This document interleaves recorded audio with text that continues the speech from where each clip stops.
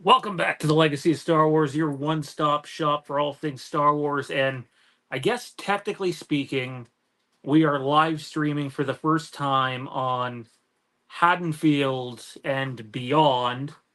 Emphasis on the beyond part. We made the call to return at least the live stream portion of Star Wars content back to this channel. One, it's monetized, but two, Dustin and a few others had said that they were having trouble even bringing up the Legacy of Star Wars channel in the search bar. It's not because there's a bunch of them; they just, for whatever reason, wasn't happening. So I tested it on a couple of YouTube test accounts, and it was quite difficult to find. So we'll clip out certain parts of these shows and put them over there. But in terms of live recordings, we are back here. You won't find pre-produced Star Wars content here, but live shows every Tuesday. And yeah, we're back here. We got some fun stuff to preview that's also coming up on the channel that a few of us will have some involvement on a little later in the show. And big thanks to everybody who has come out and supported the channel the last couple of weeks between the Halloween H2O watch party and the clips that have been coming out from that. Great numbers, great engagement, subscriber counts going way up. Really appreciate it. Without further ado, though, we got a panel of 4 tonight. We're talking Outlaw first impressions, which all on this guy, because this guy said life's getting in the way, and then this guy, I'll figure it out. This guy down here, I barely even recognize. But yeah, no, we're talking Outlaws first impressions. I definitely have some questions for Randy, but we're also going to recast the big 3 for Star Wars, and we've done it as like realistically as we can. I don't think anybody, you know, went out and did, Al Pacino and a bunch of other guys. We did it based off of if they made a big 3 movie or if the big 3 appear in the Filoni movie. So you're looking in that 5 to 10 years after Return of the Jedi. Without further ado, though, first up, Randy, what's going on, man? No, not a whole lot, man. Just getting over a busy long weekend since we had Labor Day here in the States. And yeah, I'm just kind of gearing up for football too.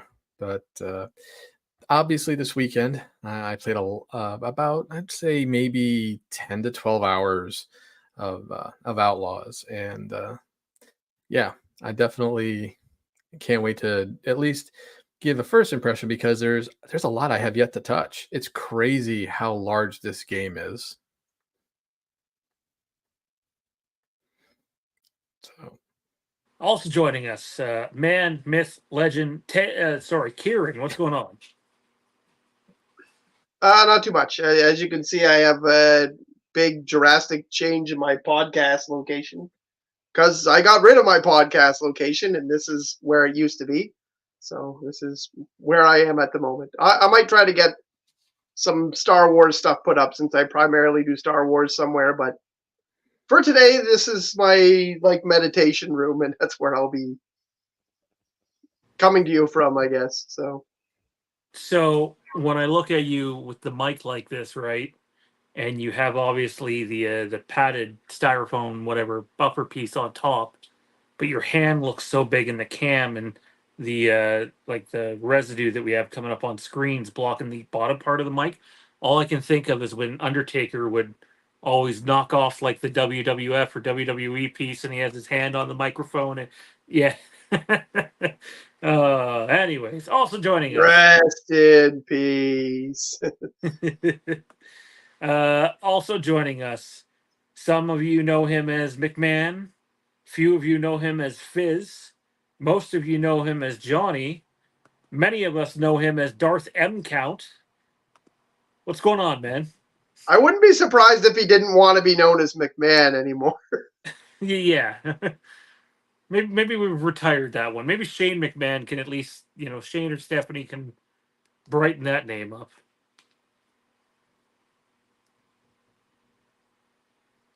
You're muted, sir. You forgot to unmute yourself.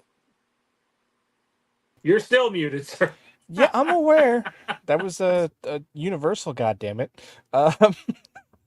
No, I'm excited. I'm happy to be here tonight. I'd like to have a more hands-on experience talking Outlaws, but as you sort of let off, life sucks sometimes like that. No, I've went to stream it the last 2 days over on my Twitch, and yesterday and setting up studio lights. You know what they do? They're studio lights. Sometimes they just bore right into your brain, and it's like, nope, not today. Not doing this.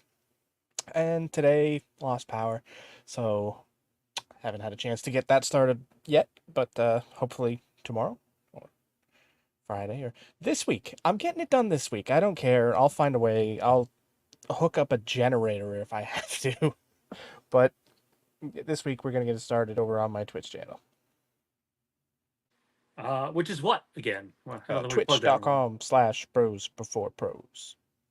And it's Bros Before Pros. That's right. Not Bros Before Hoes, right? That's just a different. clarify That's okay. a different channel. All right, On a very different website. All right. I'll probably tune into a little bit at the beginning of it. I've avoided, usually when a new Star Wars game comes out now, I know I'm not going to get it right away. I intended to have this one when it launched. That didn't happen, but I'll definitely have it in the next 2 or 3 weeks. So I've avoided like cutscenes and like watching the cutscene movie of it and all that because I want the experience of playing it. So the question is, I guess, for our audience, have any of you, whether you're watching live or after the fact, played? Oh, what happened there? What's going on? Life is happening on my end. Are we good? Are we good? Everybody good? Unfrozen. All right. Let's try that again. Anybody in the live chat or even after the fact, please comment down in the comment section if you've played Star Wars Outlaws and what your thoughts on it are to this point. I haven't seen too much negative. I haven't seen it's the best game ever either, but the overwhelming majority that websites I see that are reputable say it's a really good Star Wars game, really solid, gets maybe a little repetitive over time, but if you like the story in Solo, you're probably going to like the story in this game. And it's been positive, so like I'm excited to play it. Randy, you're the man, kind of I was going to say of the hour, but like the 10 minutes here or so. What have you thought of Outlaws so far? Why should people in Canada anyways spend basically over $100 on this game to buy it? Also, fun fact, our old Johnny and I's old co-host Mondo reached out to me about it unprompted, talked to me a bit about it, and I don't know if any of you guys have the physical version of this game, but the physical version of this game is a multi-disc game. And I was like, really? And he showed it to me. I'm like, holy shit. I didn't think I'd see one of those again. So I don't remember the last game I bought physically, guys. If I'm being honest, it's all digital now, right? So Yeah, it's I didn't realize that. I honestly didn't realize it was the physical media part of it had 2 discs, but that's pretty wild. I actually almost spent the $110 to get the DLC and all that stuff that's going to come with it. But that's I like chose against 700,000 Canadian. but I chose against it just because I wasn't sure how much I would enjoy the game just because of I needed to get into the story, right? And the story's been pretty cool so far. I'm like I said, I'm only on the first planet essentially. Uh, that's not. I wouldn't say call it spoilers, but there's the first planet. Technically, the first planet you start on, which is technically the whole start of the game itself, is on a very familiar planet we all know and love, or well, for some people they hate. But the first new planet after credits roll is actually a brand new world that I'd never heard of before. So it was really cool to get that aspect of it. Uh, the map for this world is huge. I mean, we're talking comparable, maybe even bigger than Jedi Survivor in terms of like the planets.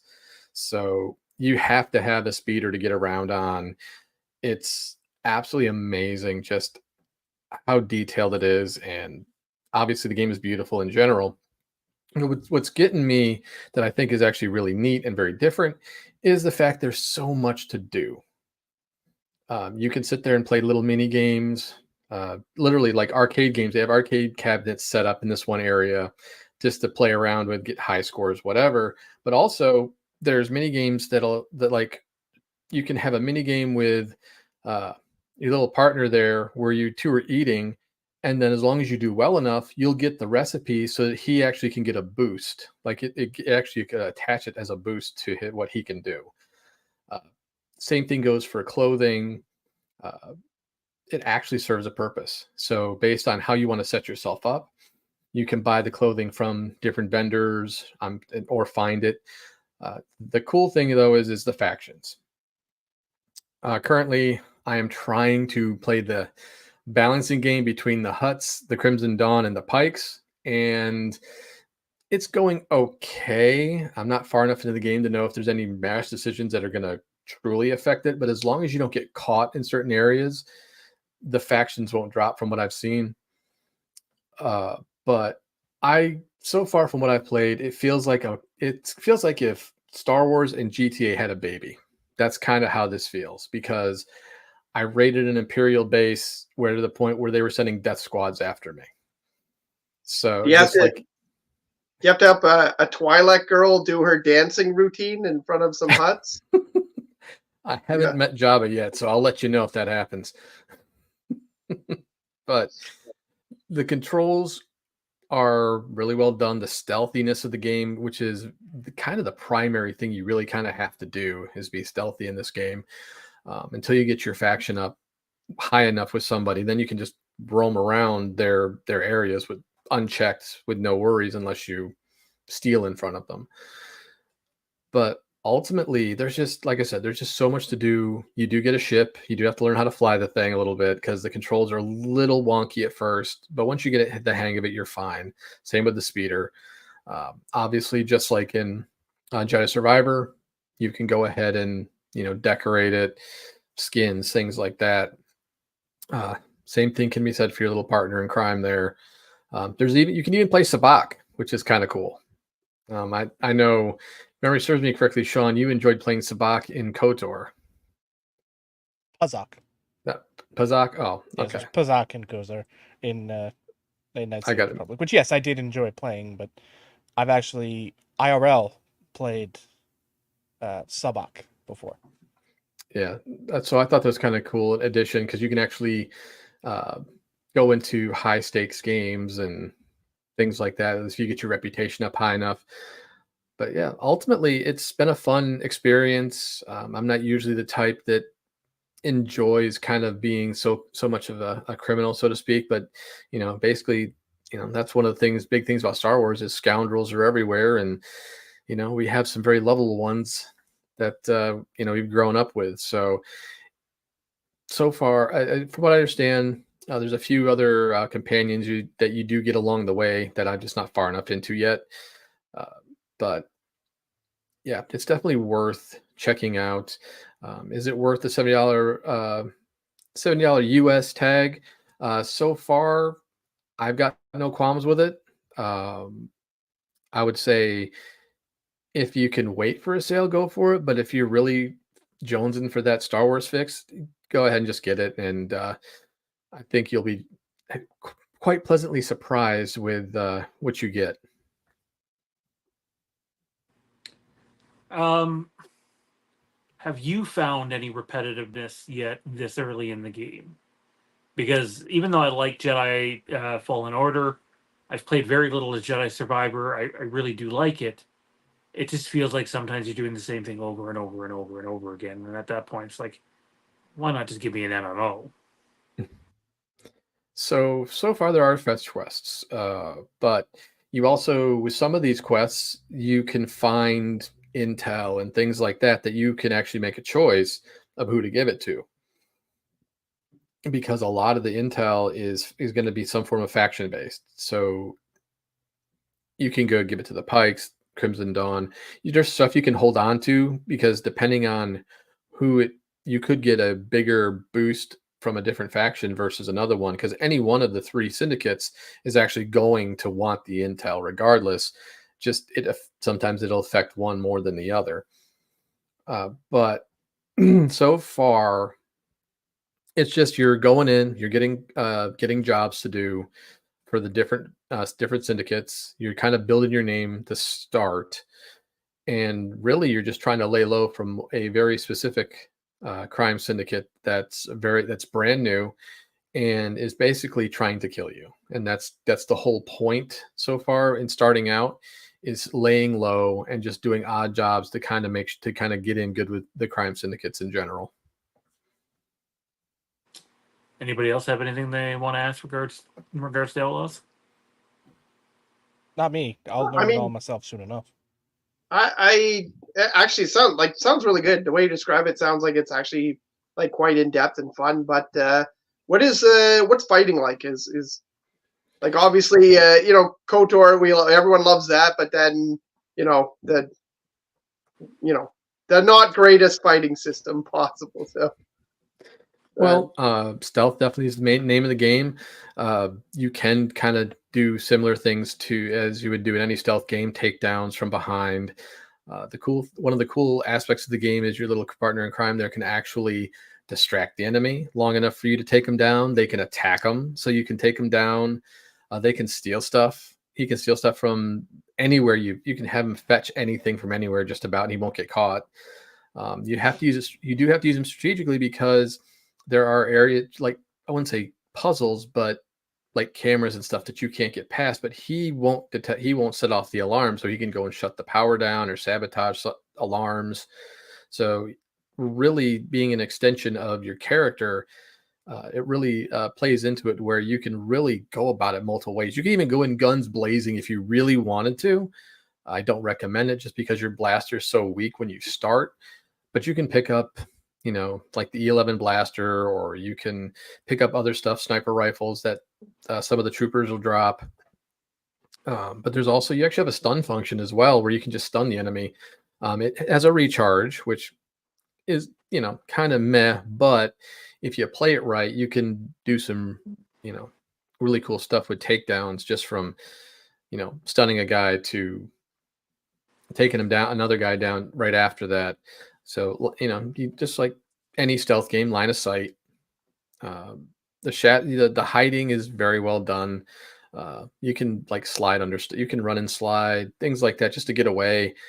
The controls are relatively responsive.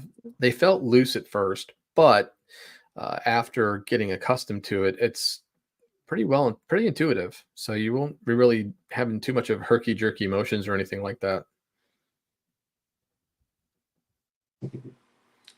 Well, there you have it. Star Wars Outlaws is available now.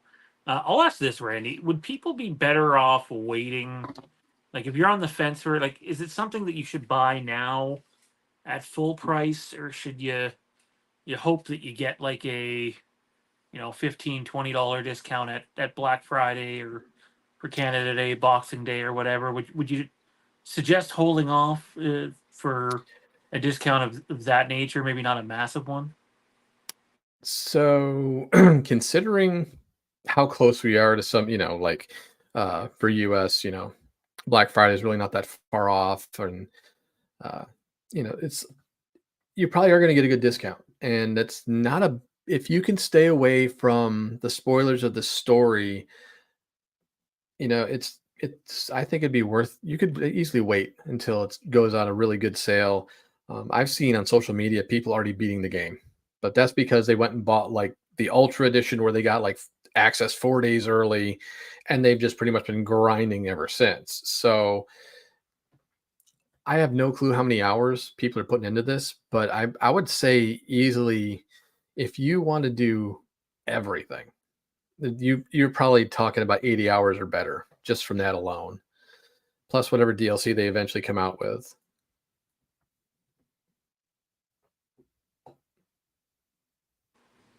So there you have it. Star Wars Outlaws, available now.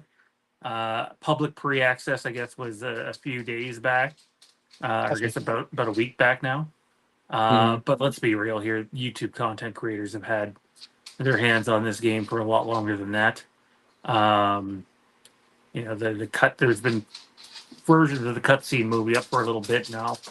But I can't wait to get my hands on it. Obviously, if you're hoping for Jedi action, it's not the game for you. But if you can get past that, then I think it'd be a lot of fun. I'm gonna switch gears here to the big three for Star Wars. We're doing our own recast. Gonna go around the round table here and just sort of talk about how difficult or not difficult this was and what character you guys had the most trouble recasting before we actually get into our results. Johnny, I'll start with you.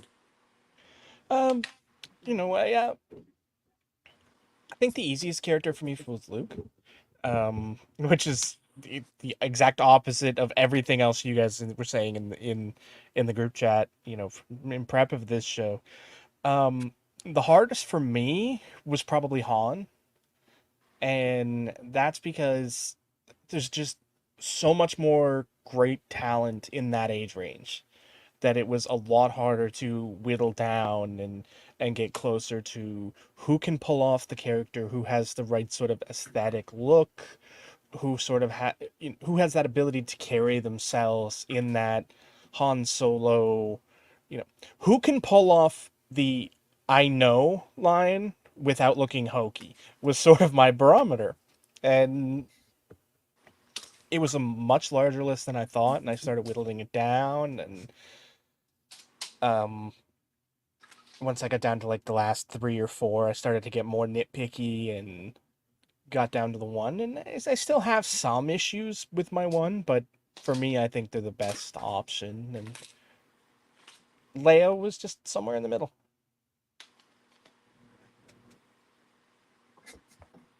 Kieran, how about you? Sorry, guys, I was taking my heart meds. Was late doing it.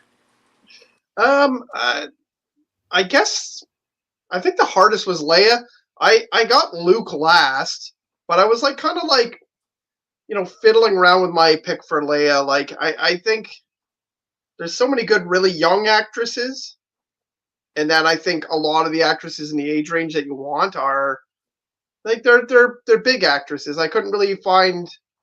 I didn't want to. I wanted to pull something off that was maybe a little bit not too easy, and that I didn't pull that off. My Leia actress is a big time actress, so I don't know. I guess I thought that one was hardest, even though Luke went last. But I'm pretty confident in my Luke. I'm sure that you guys will hate all of my picks, so it doesn't matter. I feel like Dustin was spying on our staff chat earlier. I say, yeah, that's what I said. Yeah, like, yeah, you know what? That probably would be a great pick for recasting. A New Hope, which is what Sean said, and because, yeah, like she's like 20 years old. She's like 23 years old or something. Maybe. No, she's I don't 20. know. 20? Yeah. Yeah. So, and she doesn't look older than that. So, yeah. Anyways. To be clear, we are recasting these characters based on if they were in the Filoni movie or a movie that at most is 10 years after Return of the Jedi. That puts, Luke and Leia somewhere between 29 and 34, 35 area, and Han in his early 40s. So, you don't have to pick if Han is, say, 41 or 42, you don't have to pick a 41 or 42-year-old. You can pick a 50-year-old that looks young enough to play Han. Kieran and I both said in our staff chat earlier that usually like a 10-year swing that could go either way. Like if you think Tom Welling was playing Clark Kent in Smallville and was only 14 or 15 years old, I got news for you. Then there's those anomalies that can play teenagers well into their 40s. Yeah, there is some of those. Randy, how hard was this for you? I believe, like me, you had a really hard time with Luke Skywalker. Yeah, it was really difficult just because there's a certain, I wouldn't say presence, but just a certain look that I was going for that I had to really, take my time and really kind of look through actors and you get a good feel for them. I mean, I did the same thing with, Han and Leia, but the actors that are out there for those two characters, it seems like there's more choices than there really is for Luke. And I didn't want to be that dude that's like, yeah, let's just go with Sebastian Stan. Now we're not doing that. It's way past that time. So yeah, Luke was definitely by far the hardest, but I got it down to, technically I'm at 3. I do have one that I'm going to pick, but it just wasn't easy.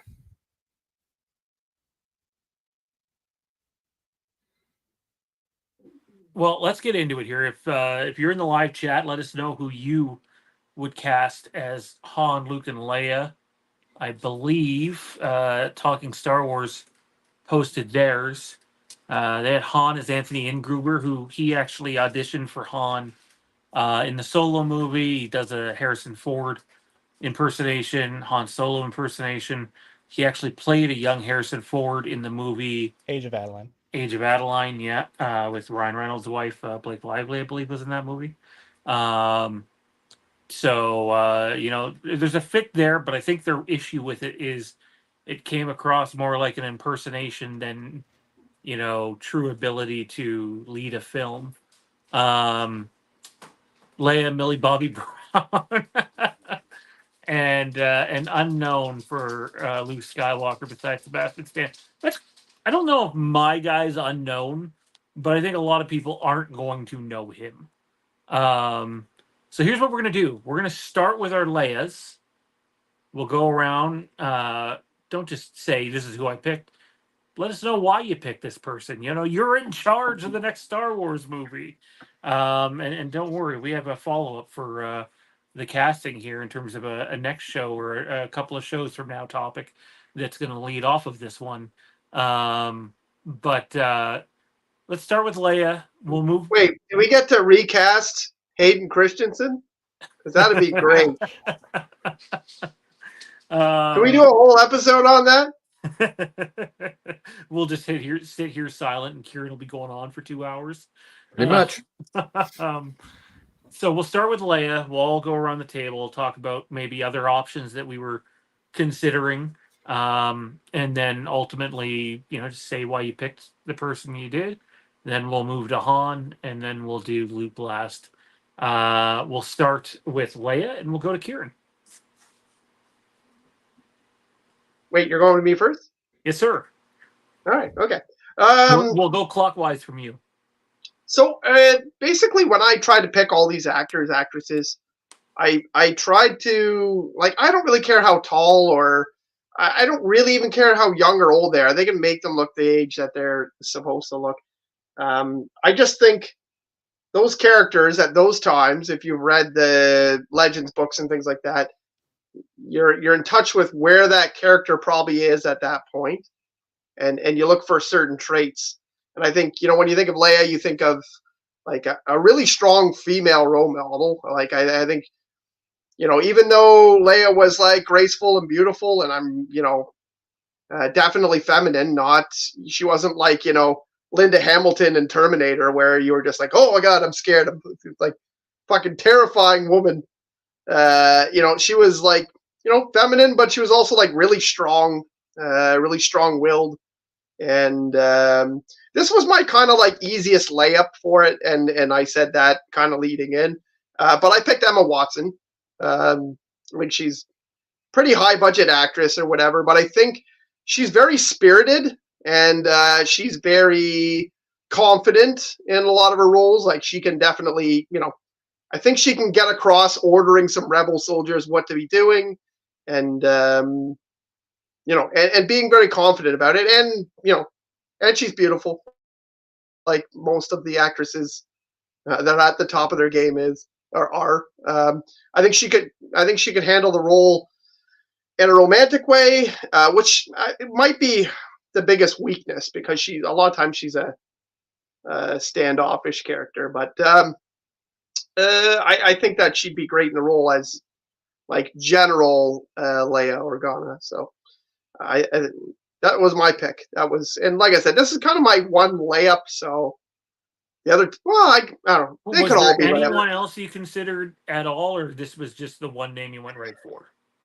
It was pretty easy, but like it's because I was going okay, like you can go Millie Bobby Brown, or you can go lots of Game of Thrones actresses, or you can go lots of there's lots of really good actresses out there, but I feel like the crop of top actresses right now is pretty young, and there was no one else that really went for exactly what I wanted for like I said, spirited, and like I don't think there's anyone else that embodied that for me. So it was pretty easy once I went through the list, and I was like, this is maybe going to, like, this is maybe not putting enough effort into it. But I looked through a bunch of actresses. I thought of shows I liked lately. I thought of, strong female characters, and everyone else kind of had a no, too young. No, that's like, I don't think she's able to command the presence like that or whatever. So it like once I got here, I was like, you know what, that's the choice. So that Emma Watson was my choice. I like Emma Watson. Like if they came out and announced, tomorrow Emma Watson was Leia in the Filoni movie or whatever, or a new batch of movies, I wouldn't be mad about that. I could get on board with that.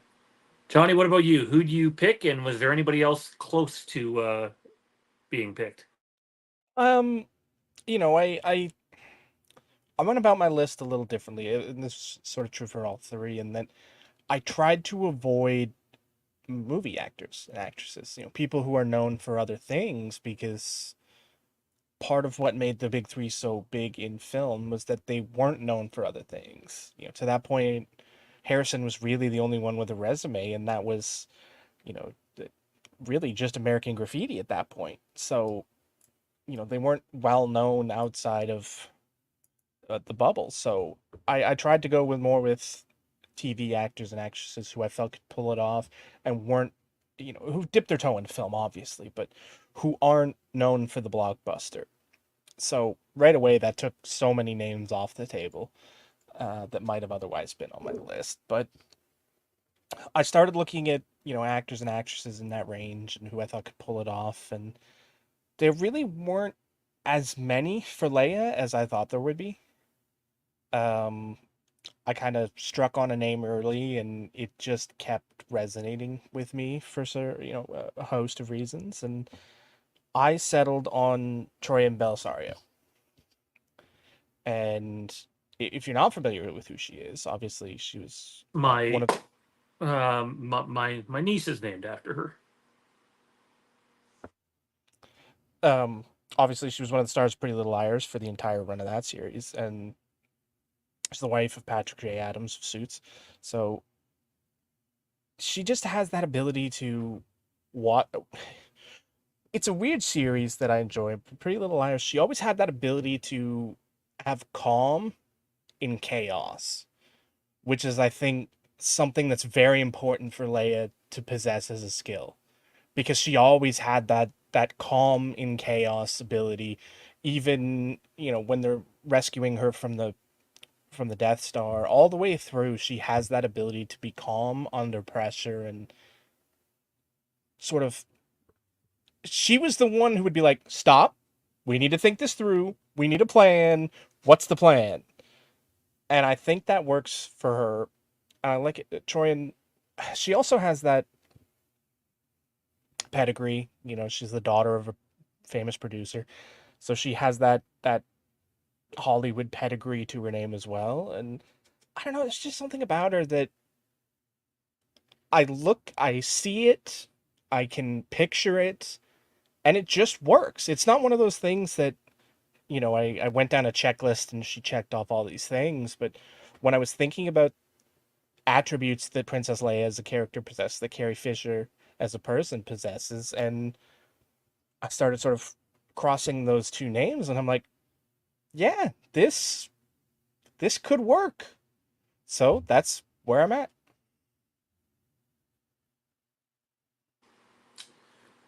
For me, there was two people. I think there's one that would be a stunt casting. She hasn't proven that she could carry really any significant role, if I'm being honest. But she's already been in a Star Wars movie. She was in The Rise of Skywalker, and actually already played Leia in a Star Wars movie, but was replaced obviously with some CG, and that was Billy Lord, her daughter. This time instead of CG, you leave it as is. She can act, but I think it's a massive ask to, if you're going to have Leia be a huge role. Say what you want about Carrie Fisher, but when Carrie Fisher was younger, she's a a staple in those first three Star Wars movies. Um, I can't imagine what those movies would be like without the performances that we got from Carrie Fisher, and how in your face she is, but also how believable she is. You know, she's not a damsel in distress at all. So I couldn't give it to Billy Lord. I wanted to, but I couldn't. And for me, there was one name that stood out above the rest. Kieran kind of alluded to it earlier. It is a Game of Thrones ish actress. Um, it's Olivia Cook. I don't like Alicent in the show at all, but I think you would be crazy to say that that lady can't act, because she's just jaw dropping. Similar, if I was to compare like a House of the Dragon comparison to Game of Thrones, her character in that reminds me of Cersei in Game of Thrones. You don't like them. If they fall off of a tower and die a tragic death, you're probably not shedding tears. But boy, do those ladies know how to act. And I was also looking when doing these castings, I was trying to like pin the three of them together, being like, do I think that these three performers would have chemistry and would work well together? You know, which you don't know until you see it, and obviously we're not going to see it more than likely. But yeah, I went with Olivia Cook. Who do you got, Randy? Why is it you and I are always on the same fucking wavelength when it comes to Oh, this stuff? I So basically, my final three that I had come down, that I kind of whittled everything down to, was Billy Lord, Olivia Cook, and kind of an outlier, and only because she's not, she's been in stuff, but not a lot of stuff yet, and that's Kieran and Shipka. Uh, Obviously, she had a role in Riverdale, but she also was in, like, Sabrina on the Netflix series, and but she's super young, so because she got her start on Mad Men, and I looked at the age, I was like, considering the other actors, and she may not have, like, she may have the chops, but she just maybe just not the experience. So I kind of cropped her out and was like, okay, Olivia Cook or Billy Lord, and for the same reasons as as you're thinking, Sean, it's like it's hard to not give Billy Lord like a fair shot at least auditioning for the role to see if she can get it, given you know her mother played the role, but also just the fact that she's been so ingrained in Star Wars since The Force Awakens, that she deserves a shot. But ultimately, like you, I had gone with Olivia Cook just because of the acting chops, and because we've seen her be able to have that wide range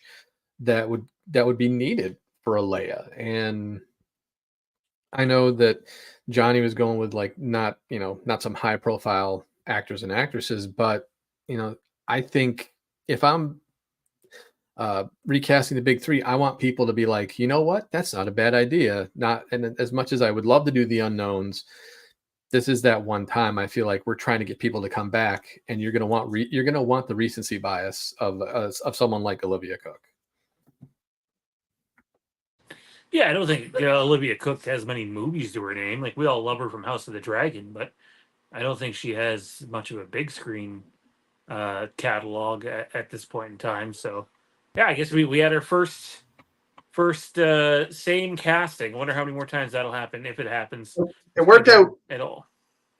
fantastic last time they put a Game of Thrones actress in a Star Wars movie. I thought she was really good in Solo. I thought she's one Same. of the better parts of the movie. No, she was good. In fact, I don't know. I like the movie, so I haven't seen that So did movie I. in forever. That's one that I would love to do a watch along on the channel for. oh yeah, I don't know. I like the movie. I can see its faults, but you know, it's not what everyone's bitching about. Dustin says, "What about Taylor Kitsch as Luke and Joel Edgerton as Han?" Well, Joel Edgerton was already in the running for Han Solo. That is a well-known thing. I believe he's one of the three finalists. And actually, the guy that I picked Han was also picked for Han, was in the running to play Han Solo. So I guess technically someone mentioned, I think Talking Star Wars mentioned Anthony Ingruber earlier. So yeah, let's do our Han Solos now, guys. We'll switch up the order we do things at, and we'll let Johnny go first on this. Who is playing Han Solo for Johnny in the Well, it's next Star ironic you Wars mentioned movie? similarities, because in the process of this, you gave your top three, or your top two of your top three, without giving up who actually won out, and I had a chuckle because That the was for top. Luke. No, you gave the Han list. Did I? Yeah, you gave us your two or three for Han. No, I don't think so. I think if you go back, it's Luke. I said Timothy Chalamet and I don't even remember who the other one was. Charlie Hunnam for Luke. I thought that was for Han. My Either way, Han was. Yeah, I'll well, get okay to then. that. One of your Lukes was my Han, and I went with Charlie Hunnam, because he has that ability to be that outsider. Be the guy that doesn't betray his emotions in the course of everything. Like, you have to get inside to see the emotion within, and once you get there, it's a depth well.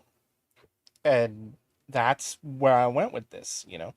And I think he can pull it off. You said that you eliminated him because of his accent. I didn't, because I think that can work with Han more than it could with Luke, because you can do sort of it's I think it's easier to translate to Han than it is to Luke with that accent, and it not being quite as good as some of the other candidates could have been. But I think he can pull it off. And let's be honest, uh, Smuggler Han, biker, there's parallels there. So I went with Charlie, and I decided on him pretty quick. Um, because it was so easy to see for me. Like, you know, put it in the mind's eye, and I can see him in those black pants and the tan shirt and the black vest, because for the most part we kind of already have, and it worked.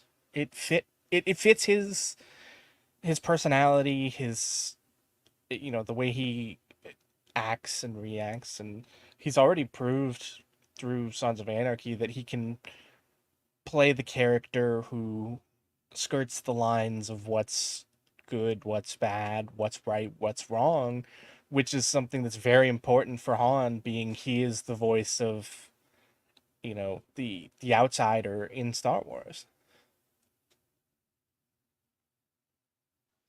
So if you're doing that, does he continue to do his little pimp walk when every time he goes somewhere? Does he do that little like hands by the pockets, fucking strut everywhere he goes? Just Let's bring in the white shoes too. I love Charlie Hunnam as an actor. I really do. But I don't know if I could ever see him as Han. I think stature is important. Not everybody's obviously going to cast the same size actor as the previous one, but Charlie Hunnam's a small guy compared to Harrison Ford. So I'd have a hard time seeing that one. Who you going with as Luke? Danny DeVito? Uh, No.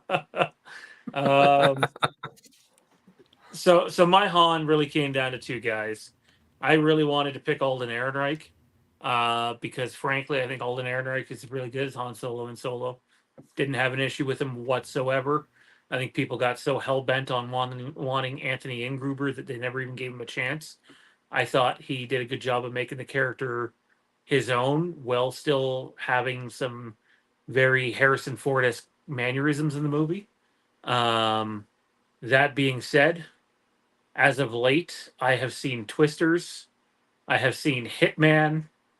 I know he actually auditioned for Han Solo, and he told a story about being pretty pissed off that he blew the audition. He knew as soon as he did it that when he left, without them even telling him that he blew it, and he was pretty upset about it. I'm going with Glenn Powell. I think Glenn Powell would make an amazing Han Solo, and I would line up 2 weeks before the movie came out to see it. He was one of my finalists, and to go back, because stuck with me. Charlie Hunnam and Harrison Ford are only an inch off of each other in height. Really, that's stunning. Charlie's Maybe all 6 the other feet and guys. Harrison's 6'1". Harrison Ford feels so much bigger than that, but He I guess does. that's because Mark Hamill is short. Yeah. I would have guessed that Hunnam was like 5'8". Mark Me Hamill is too. 5'9". Yeah, I was running it as you were saying that, and I'm thinking, what are you, huh? And then I had to Google it just to be sure I wasn't crazy, and I'm not. They're 1 inch different. 2 centimeters, to be specific, which turns out to an inch because the metric system is weird. But I guess when you're standing beside Mark Hamill and Carrie Fisher for a good chunk of three it's movies, a big difference standing look like a beside Mark monster. Hamill and standing beside Ryan Hurst. Yeah, that's true, because Leia looks up at him like this, like right up. Like, so That's just she's only she must be 5'1". really short. Or maybe those boots. Maybe they put Harrison in those boots and they lifted him up or something. Tommy Flanagan's not a small guy, and No. Sons. Ron Perlman's definitely. They're not all small, big so- guys. Well, they're yeah. I guess they're all big dudes, and he's just a regular dude. Yeah, very much so. He's the smallest of the big dudes. Randy, I'd watch that. How about you, Randy? Who you going with as Han Solo? So, like you and Johnny, Glenn Powell is on my list, was on my final 3. He might The be other the most popular one- guy tonight. The other one that was on my list, I feel like he's a Game of Thrones alum, and I feel like I've seen enough work from him, from the different, whether it's a movie or TV show that he's done, that for me I feel like as long as he can get the accent right, I think Richard Madden can do it, and that's the guy that I was choose as Han Solo, is Richard Madden. I thought for sure you were going with Nikolai Coster-Waldau there So for did a I. second. Who I would be on board with too. I should have considered him, but I wouldn't have picked him over Glenn Powell. Well, you've had a thing for Glenn Powell forever now, so I already knew you were picking him. I was trying to make sure that I didn't duplicate it, but also I was just kind of looking at different actors who I felt like, were decent enough actors that could pull off that type of, just, I wouldn't say brooding, but just, that type of character. And when I was doing the research and he popped up, I'm like, you know what? Why not? And I feel like he would do a pretty good job. Are you judging me for having a thing for Glenn Powell? Because let me tell you, pal, I think almost every woman in North America has a thing for Glenn Powell over the last little while. He's a beautiful man. Jade just yelled down the hall, "You got that right." That guy's a goddamn stallion. Yep. More power And to that's you. why I had Glenn He Powell could as well. get it. I also had Glenn Powell. I'm not even gonna go over it. No, Oh, he's perfect. he was your pick. Yeah, he was my pick too. Holy shit! So we I'm all had surprised. Glenn Powell at least as a lead candidate, or actually being on Solo. I Yep. think that says something. I think that Yep. says he's probably the pick from this panel, because You know what's fun? My only thing was he's the only one who I don't know if I see him being the Han of the future in the old canon.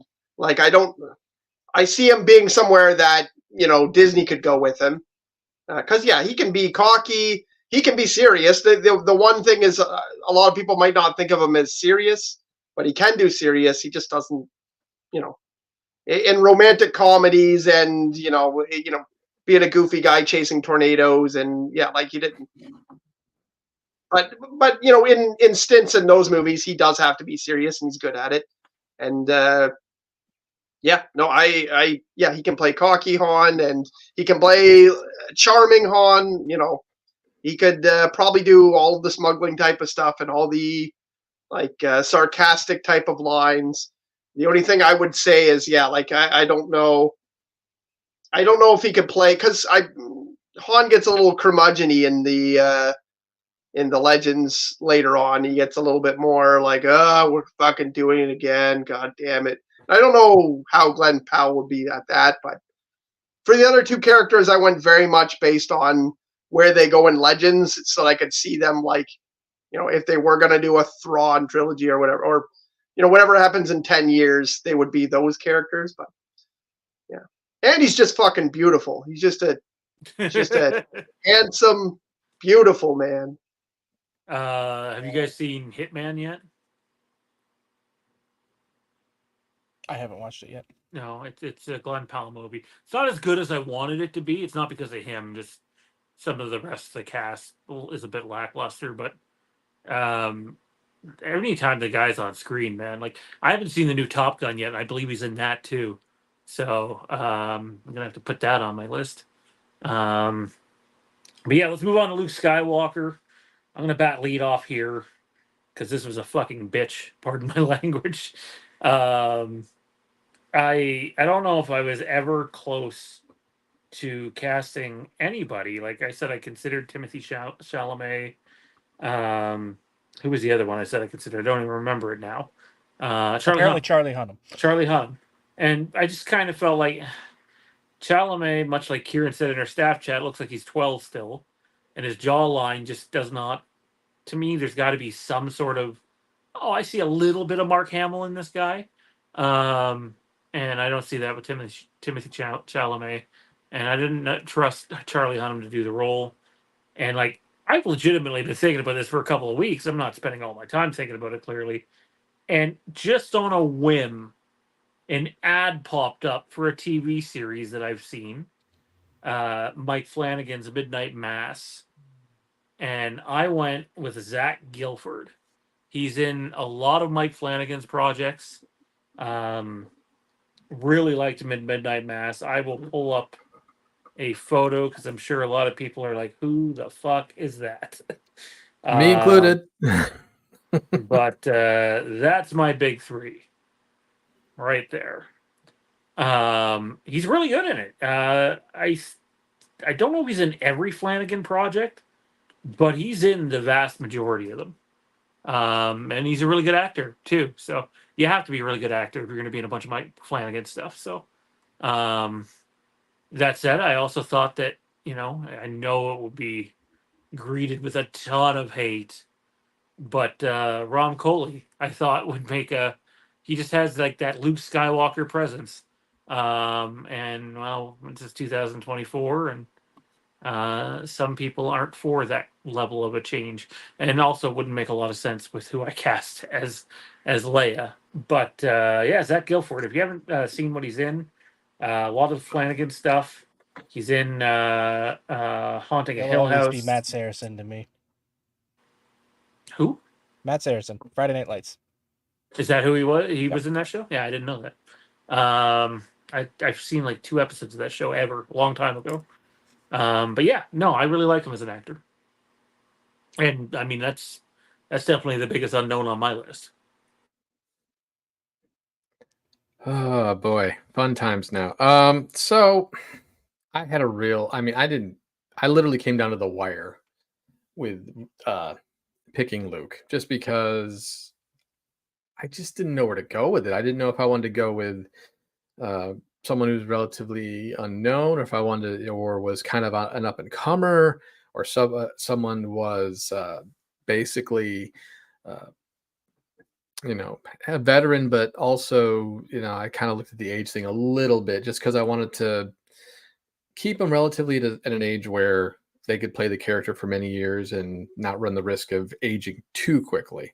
I know with special effects and makeup and stuff, you can change all that, but still, it's just one of those things where you'd think about it, and especially if you watch them on the red carpet or something, you'd see that sort of thing. So I basically had narrowed it down to 3 in general.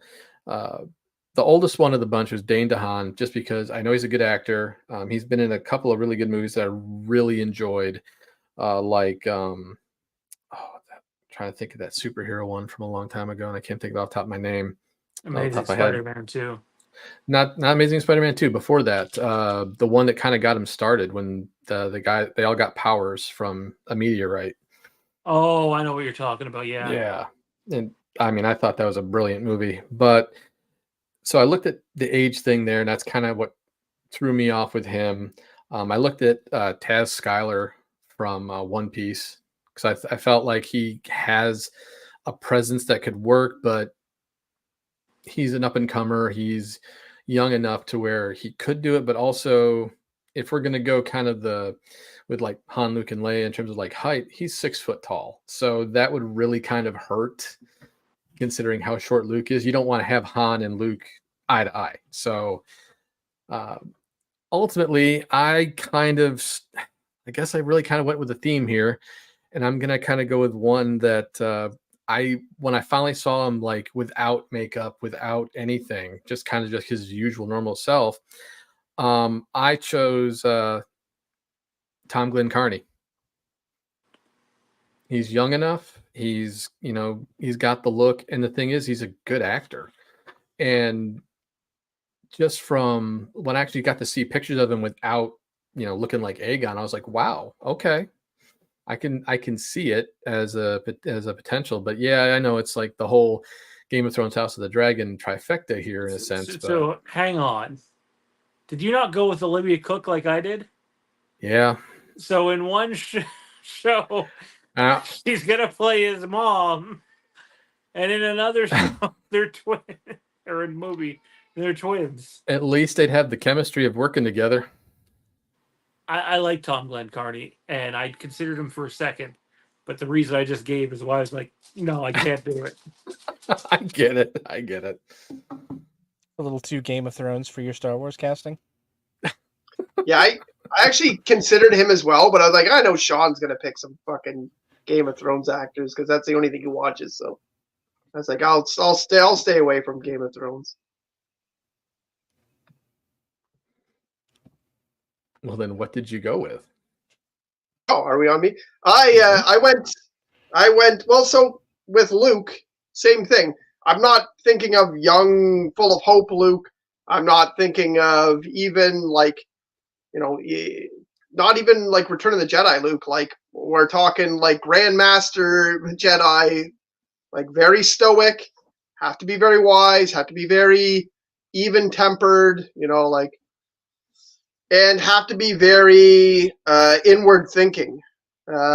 So have to be able to act by showing that you're thinking about something. It's like a very deep character. So I went with the sparkly vampire man himself, Robert Pattinson. If you look at Robert Pattinson, he actually does have the chin and sort of the same jawline sort of thing going too. So that meets the criteria there. Not that I wasn't too concerned about that. I was a Robert Pattinson hater, like when he was picked for the Batman role, and then I watched some other movies he was in. And I was like, oh, this guy's actually a really good actor, and he just was in a crazy teen drama about sparkly vampires. So and he's fantastic as Bruce Wayne and Batman, which is more of a dark, brooding character. But I can see that easily being carried over to a stoic, wise character. And if you watch like even bit parts that Robert Pattinson has, like he's in that what's that movie called? Timothy Chalamet is actually the main actor, and it's a medieval movie. I think it's just called The King. Robert Pattinson is in that, and he's like a very cocky, like French ruler, and like it's amazing. Like he's nothing like he is in any other movie. So I actually think he could do anything. So and he's still young, even though we've known about him forever. He's still around the age of the way that Luke would be. So same thing. Like I think if you guys are casting Luke like as Return of the Jedi Luke, I don't know if that would work as well, even though I think he can pretty much do it all. But thinking about Grandmaster Luke and the things that he had to do in teaching students, but also knowing that he doesn't have all the answers, I think in the Batman he showed very much in inward thinking quite often, and I think that think he'd be a good pick for it.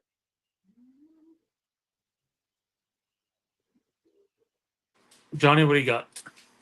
Well, I don't want to say I had trouble with this because I didn't so much. Probably because this person has crossed my mind before. We've done this in the past, and he's been someone I've thought about, you know, as far as this role goes. And when it came down to Luke, I wanted someone who had that sort of, we're talking about Luke at a stage of his life where he's, you know, learning or learned as much as he's going to learn about being a Jedi.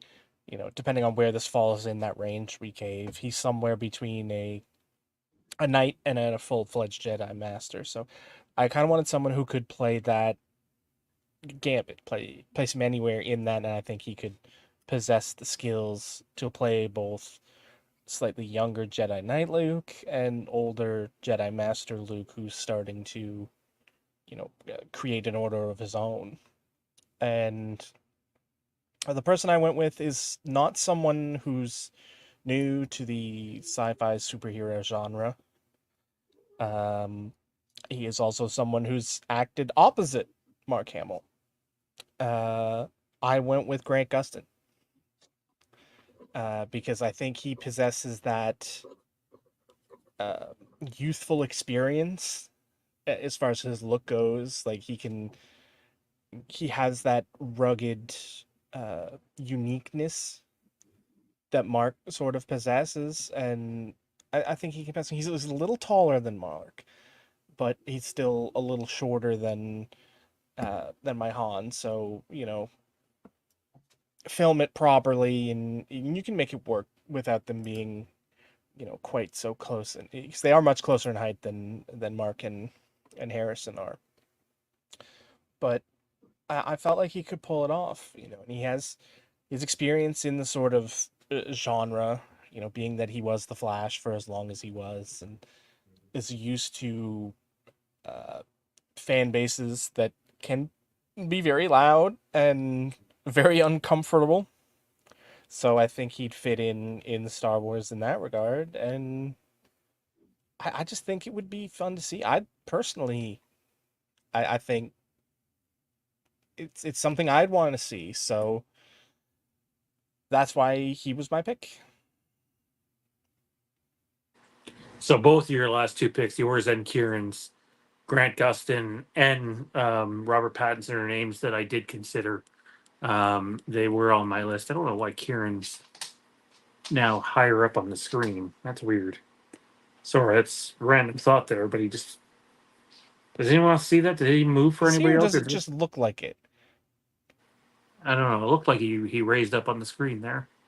Anyways, I think they'd be all good picks. I've achieved enlightenment. I'm floating now. I think when you look at all the picks we made tonight, they're all, solid. I didn't see anyone make a pick that made me go, "Oh, not him." I thought about saying Hayden Christensen as Luke just to piss Kieran off, but no, yeah, I really like the picks tonight. I liked all your guys' picks as well. We've run a little long here though, so we're not going to spend as much time on Keanu Reeves as I would have liked. So we'll keep it simple and get more detail with him next week. But according to Jeff Snyder, big time Hollywood insider, Keanu Reeves and Lucasfilm have basically verbally agreed that they're going to work together. Now the question is what they would have liked him to do. The Acolyte as Soul, that didn't happen due to scheduling conflicts. The fan casting has been obvious for years on who the fans want him to play, and I know people might say it's fan casting, but guess what? Rosario Dawson ended up as Ahsoka due to fan casting. So my question is simple: if Keanu Reeves is indeed doing something Star Wars, will he be playing some version of Revan? Randy? I mean, that's kind of the dream when you think about it. I mean, why not? It would be a excellent casting in that sense. He's gonna put his heart and soul into the role, but ultimately, I think it's gonna be thinking about it. I think it's going to just being a different character that's going to be still going to be a good character. I mean, I think it's going to be maybe in a future. I don't think it's going to be a prequel of sorts. I think it's going to be kind of more of a future role in terms of like past. I think it's going to be past like Rise of Skywalker. I think we're going to get something in that vein that he'll be in. But would it be awesome to see him as Revan? Yes, I would love that 100%. Kieran? I would have said no for sure, because I would have said like yeah, that's too it's yeah, I would have said that they wouldn't have gone that way. Like I don't know, I can't even put it into words why. But I also think that Disney executives are right now like, oh my god, we need to win around here. Like, what are we gonna do? Why don't we do exactly what everybody is telling us to do? So I can see it being way like a way higher percentage than I would have thought. Pre Acolyte and pre everybody arguing about everything. Star Wars falling apart again, sort of stuff. But I don't think. I still lean more that it won't be. I think I'm around that like 35% now, whereas I would have said like not likely. I actually agree pretty much with what Randy said, and I also think Keanu Reeves probably like I don't think you want to put him in a very centering role. I don't think Keanu Reeves is a very good actor. He's fun and he's good at what he does, but I think Revan is going to take a pretty good actor to pull off, because the nature of the character is a lot of different things, doing a lot of different things, going back and forth.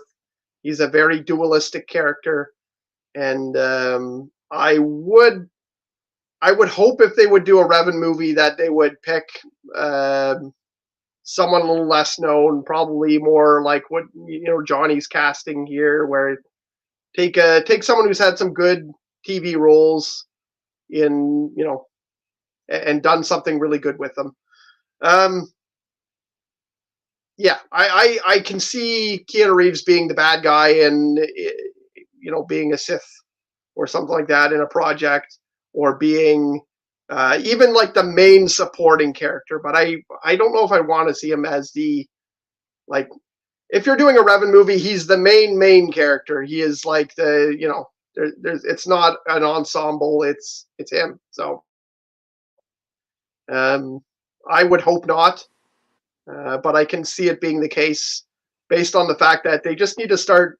It seems like they just need to start fucking doing what everyone's telling them to do, so they can make some goddamn money, and people can shut the fuck up. Felt like that was right out of a Bo Burnham song. Yeah. Can you just shut the fuck up? I'm going to skip the line here and go back to Johnny, because mine's going to be short and sweet. I'd say it's about where Kieran said, about 35% chance it's Revan, and 65% it's not. Until Lucasfilm actually listens to fans, I'm not convinced they will do that, no matter how bad they need a win. And I think that might be more to do with the person who's in charge of Lucasfilm. That being said, isn't the easiest win you could do with a Keanu Reeves casting, forget even being Revan, just have him be this Jedi or Sith who kicks ass like John Wick for 2 hours in a movie where the plot is super simple, heavily action-based, and send the people home happy. Give him an Order 66 movie where he's basically a Jedi on the run. That's what they need. They need more. Keanu, battle of the greatest Canadian actors. That's what they need the most. That's what they need the most, is for us to write another Jedi character who escaped. Like, remember when it used to be like 10? It's now like 125. Remember when it used to be 2? It's just, oh my god, yeah. Well, let's be honest, 2 was a little unrealistic. There was over 10,000 of them, right? So Yeah, oh yeah.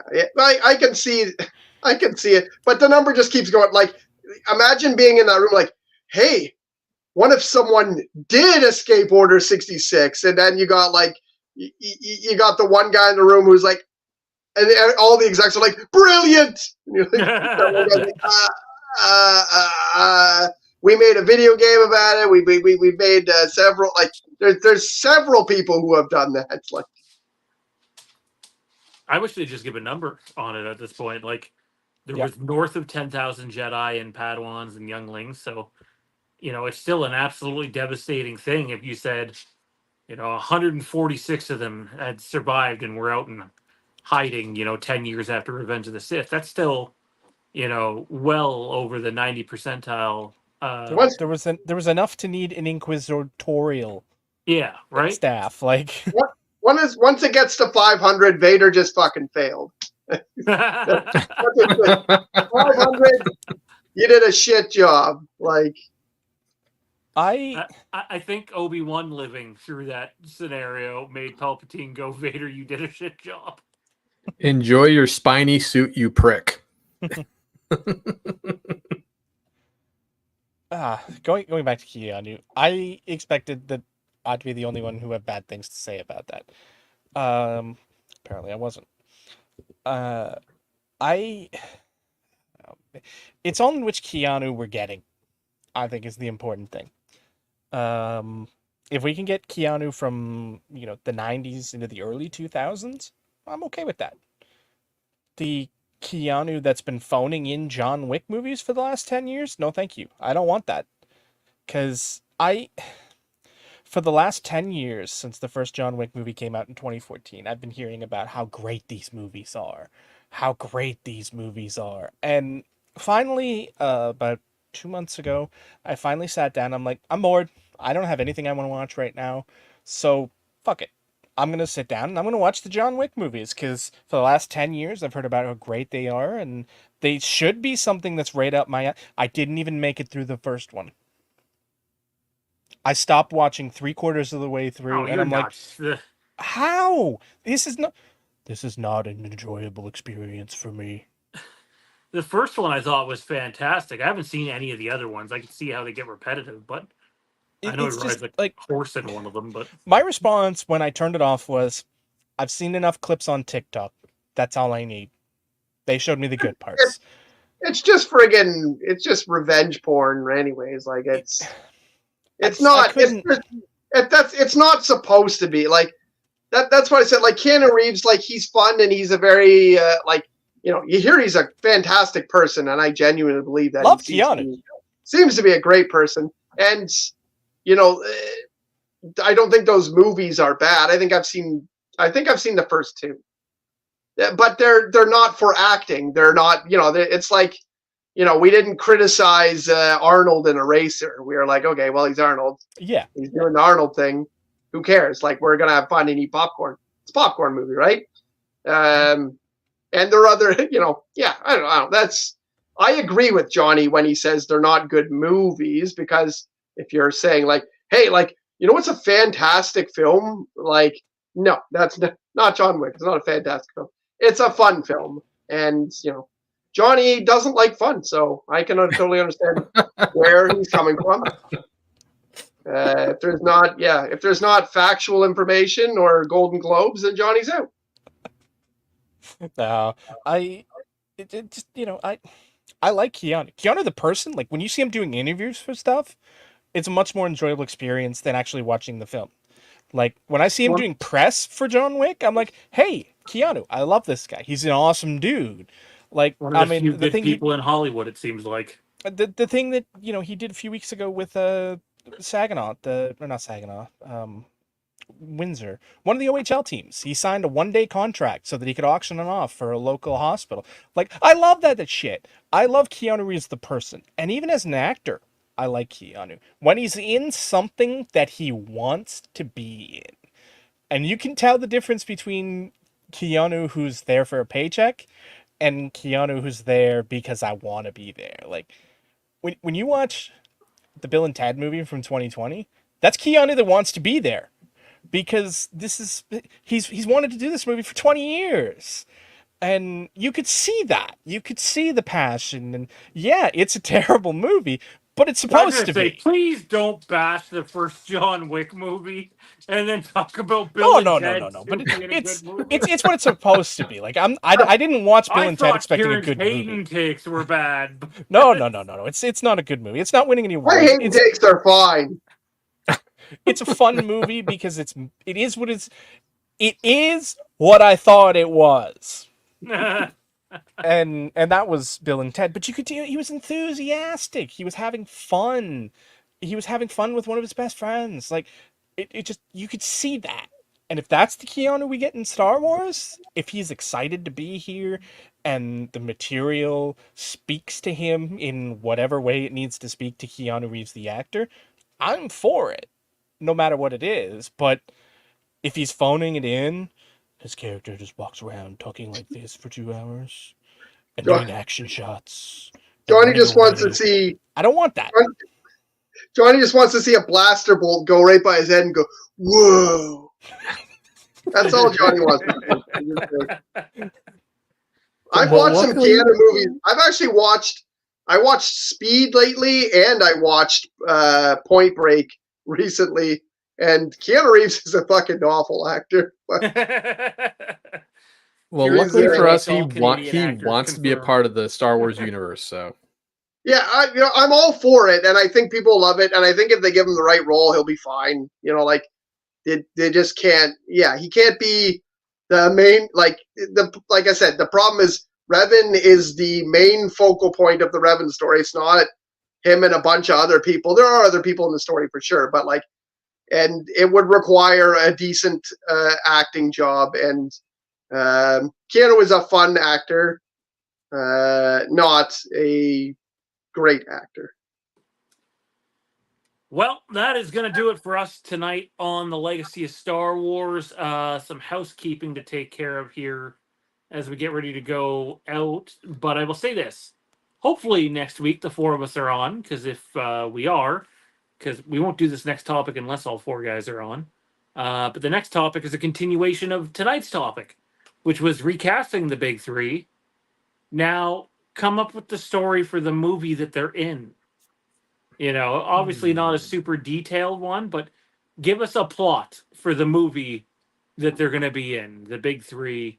What's your big three movie? What's it look like? Yeah, and this would be whether it's a standalone or just part one of a trilogy. Only give us one part. What is the plot for the first movie that your big three are in? And the next time the four of us convene, we will do it. Hopefully next week, if not a couple of weeks. And yeah, we got some big stuff coming up on the channel here and other channels.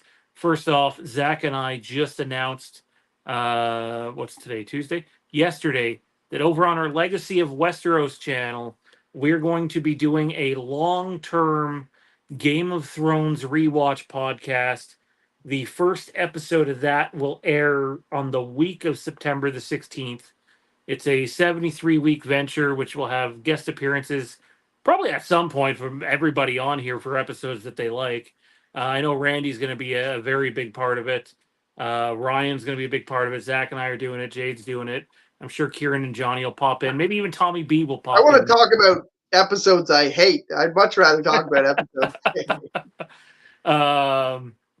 But yeah, so that starts the week of September the 16th, and it will go for more than 73 weeks because we're doing a review for every single episode of the season, and then we'll do a season recap. And the goal here is when our journey is done in 85 or 90 weeks, because we'll be breaking for a Night of the Seven Kingdoms, is we'll have a definitive ranking of all the Game of Thrones episodes of what's the best to what's the worst episode on the channel. And then also, it's been in the works for many a years.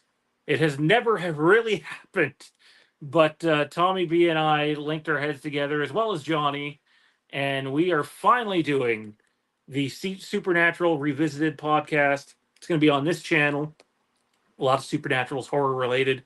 And that will begin this week, this Thursday. Pardon me. The recordings will begin this Thursday. We won't actually be airing any episodes for probably a few weeks so that we get 5 or 6 banked up. I know Tommy and I are going to lead on that one. I know Randy's going to have some involvement. Johnny's going to have some involvement. Jade's going to have some involvement there. And there's 15 seasons of content, so it's going to take a while. Uh, we're not doing a bunch at once either. So you'll be able to catch episodes 1 and 2 of the Supernatural Revisited podcast on this channel sometime in the month of September. And then we will continue on from there. Hey, there's Alden Aaron right there as a very young man. And also tomorrow, debuting at 10 a.m., we have The Masks of Halloween H2O, a clip out from our Halloween H2O watch party where we talk about the 4 masks that are stupidly used during this movie and switched 10,000 times during the movie. So we dive into why they did that, thanks to the Taken Shape books. And the reasoning's not good. So tune into that tomorrow. Big thanks to all you guys for coming out. Randy, where can everybody find you at? So trying to post a little bit more on X, and that's at Giggity Giles, trying to see if we can't help boost numbers for the channel. I'm on Instagram, but I really don't post anything. I'm just there following people. And yeah, I mean, that's really about it. And with the NFL season starting, we'll be starting the Sports Brew podcast up. You just look up Sports and Brew on Google. You should be able to find it. And that's usually going to be weekly throughout the season and the playoffs. And you can find Kieran at Hayden Christensen Fans Are Us. He's the president over there. No, I am there. I'm there quite often. Not yeah, for that Hayden. reason, though. What's going on with you, man? I have almost no social media presence now. I've gotten it down to almost nothing. So you can't find me. Here, you can find him here. That's where you can find him. Nope, I quit. Oh, he quits. He's done. No Yep, more Hayden. I'm He's done. out. Peace. I got rid of the podcast studio, but I already agreed to be on tonight. So He's already gotten sick of sitting in that position. fuck all of you. I'm out. Johnny, what about you? You got some stuff coming up on your Twitch there.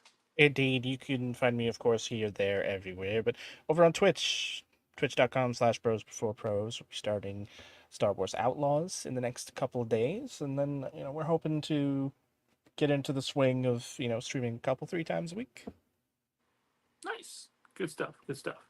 Well, we got a bunch of stuff going on here. He's got a bunch of stuff going on there. And yeah, have a great night. Good end of the rest of your week. And we'll see you next week on the Legacy of Star Wars right here on Haddonfield and beyond.